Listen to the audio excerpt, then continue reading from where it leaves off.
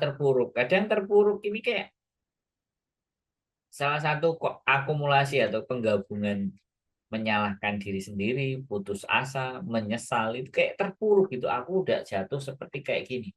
Mbak Mutiara Senja, selamat pagi. Jadi kayak meratapi gitu. Terpuruk itu kayak ratapan diri. Kok kayak gini ya hidupku? Kok seperti ini ya?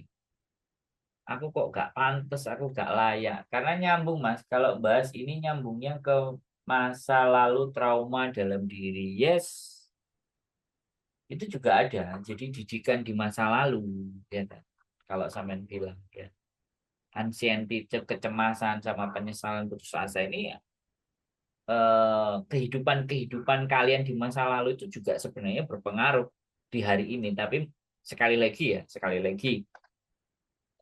saya mohon dimaafkan kalau saya menyampaikan kalau